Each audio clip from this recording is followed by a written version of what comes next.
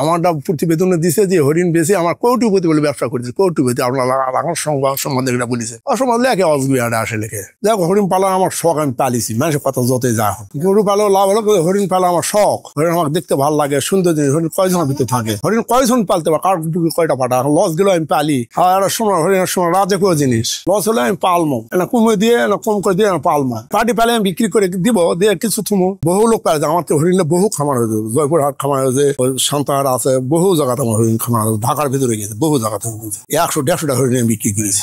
সিঙ্গাগুলো মর্দা আর সিঙ্গিরা নেই সেটা মাটি। হরিণ আয় কম, একটা গাবি যা খাবে দরবেটা হরিণ তাই খাবে। হরিণ পালা কিন্তু লাভজনক, কিন্তু এখন আসে সরকারের খামার হয়ে গেছে বেশি, হরিণ পালবে কিন্তু সেরকম জায়গা সরকার আইন অনুসারে জায়গা চাচ্ছে 15-16%। সেই 15-16% টাউন পর্যন্ত কিনা কঠিন, যাদের হরিণ মানুষের পালা ইচ্ছুক হারে গেছে। আর হরিণটা যোগালে সরকার যেটা বেশি হয়ে গেছে, হরিণ যোগালে সরকার নিয়ে বাইরে বহি দেশ দিত। আমি রাগাগাঁও গেছি, রাগাগাঁয়ে সরকারি কর্মকর্তা বন কর্মকর্তা বলে যে সৌদি আরব হরিণ পালা ইচ্ছুক বা হরিণ ওরা গোস্ত খাবে লেওয়ার ইচ্ছুক, ওখানে হরিণ দিত বা বহি দেশে হরিণটা যদি পাঠাতো তাহলে আমাকে বাংলাদেশের হরিণটা দিত, আমাকে বাংলাদেশ বহি দেশের টেকা টুকে আসতো, তাতে লাভজনক হতো, দেশেরও আমারও লাভজনক হতো। এখন হরিণটা আটকে গেছে, মানে বেচা কিনা হচ্ছে না। 3 বছর আগে বেচলাম 1,20,000 10,000 টাকা জোড়া, আর সেই হরিণ নামে আছে এখন খালি 60,000 টাকা জোড়া। সরকার যখন উদ্যোগ নিত যে বাইরের দেশে হরিণটা দিয়ে, তাহলে আমাদের হরিণটা বিক্রি হতো, আমার টাকা পাতাম, সরকারের লাভ হতো। মানুষের মনে করেন যে পাগলা কি করে, আমার মামাই বলে দা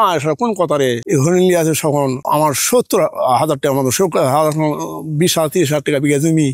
আমার মামা বলে পাগলা নাকি রে, আমার হরিণ বেচা বিক্রি করে ভালো লাভজনক হয়েছিল, কিন্তু এখন এসব আটকে গেছে, হরিণটা বেচা বিক্রি যাচ্ছে না। 2010-এ 12-এ 15-এ হরিণ ভালো দামে বিক্রি হয়েছে।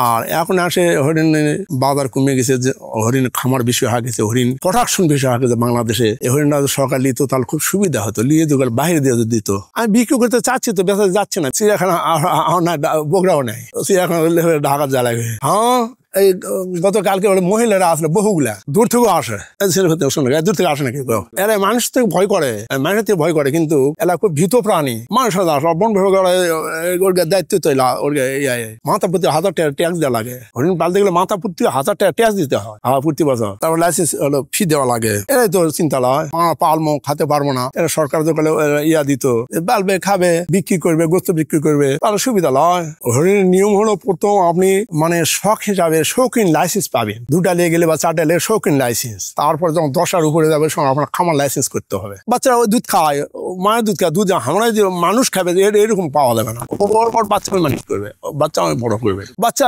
ওর ইচ্ছা মতো হয়ে যায়। বাচ্চা হলে বাড়তে হচ্ছে, ফির বিক্রি হলে কমে যাচ্ছে। এভাবে বছরের যতগুলো মাদি আছে ততগুলো বাচ্চা দেয়।